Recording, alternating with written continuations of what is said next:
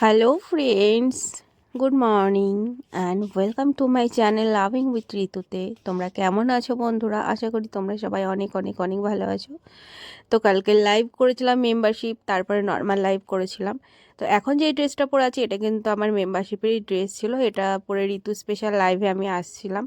তো অনেকেই আমাকে কমেন্ট করো, মানে ইনবক্সে বা এমনিও বলো যে আবার তো আজকাল দেখছি মেল করছে সবাই, ভালোই লাগে বেশ।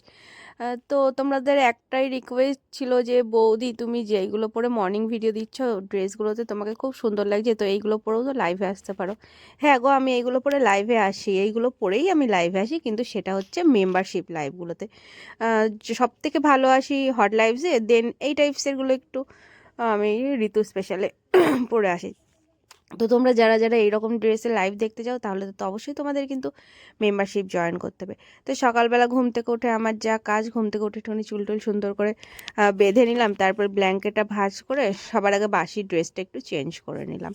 আর তারপরে আমি যাব মুখ টুক ধুতে, মানে যা হয় আর কি, ঘুম থেকে উঠে নিয়ে একটু ব্রাশ করে ফ্রেশ ট্রেশ হয়ে নিয়ে আমার মর্নিংটা তো শেষ হবে। আর আজকে মা গেছে দিদাকে নিয়ে ডাক্তার দেখাতে, মানে আজকে রান্নাটাও আমাকে করতে হবে। ভেবেছিলাম আজকে যেহেতু সানডে তোমাদেরকে ফুল ডে ভ্লগটাই আমি দেখাবো, কিন্তু একা একা ফুল ডে ভ্লগ করা তো পসিবল নয়।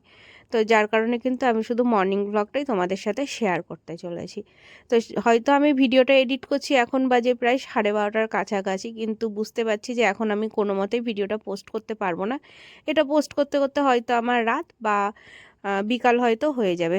তো জানি না কখন সময় পাবো, কারণ সারাদিন আজকে একটু চাপের মধ্যে দিয়ে আছি। দিদার শরীরটাও ভালো নেই, এদিকে গোপালেরও শরীরটা ভালো নেই, রান্নাবাড়ি সমস্ত কিছু করে নিয়ে কিন্তু আজকে একটু চাপের মধ্যে দিয়ে রয়েছি। যেদিন আমার রান্না করার মানে ইচ্ছা হয় বা রান্না করতে হয়, সেদিন কিন্তু আমি বেশি একটু অনেকটা প্রেশারের মধ্যে দিয়ে পড়ে যাই। তার কারণ আমার যেন ভিডিও রেডি করা, এডিট করা সমস্ত কিছু কিন্তু আমাকে একা হাতেই করতে হয়। তারপরে যখন এক্সট্রা কাজের চাপগুলো পড়ে যায় তখন কিন্তু ভীষণ প্রবলেম হয়। তো যাই হোক না কেন, মুখ টুক ধুয়ে নিয়ে দেখো আমি একটুখানি ময়েশ্চারাইজার দিয়ে নিলাম, কারণ যেহেতু ফেস ওয়াশ দিয়ে সকালবেলা উঠে একবার মুখ ধুয়ে নিই, তারপরে ময়েশ্চারাইজারটা দিলে না স্নান করার পরে আবার কিছু মাখলে হয়। তো দেখো মুখটা কত সুন্দর ক্লিন লাগছে। আমার স্কিন টোনটা কিন্তু আমার অনেক পছন্দ। তোমরা অনেকে কালো কালো বলো, কিন্তু কালোর মধ্যে দেখো আমার স্কিন টোনটা কত সুন্দর, তাই না? আমার কিন্তু বেশ পছন্দ। তাই যাই হোক, নিজেকে তো নিজেকে ভালো লাগাতেই হবে। আর আগেই বললাম মা দিদাকে নিয়ে ডাক্তারখানায় গিয়েছে, তো যার জন্য কিন্তু আজকে আমাকে সকালবেলা উঠে চা করে দেওয়ার কেউ নেই। তো আমি কি করব, আমি আবার রচাটা অতটা ভালো করতে পারি না। তো যার কারণে কিন্তু আমি একটুখানি গরম জল করে ওর মধ্যে মধু মিশিয়ে টুক করে খেয়ে নিলাম।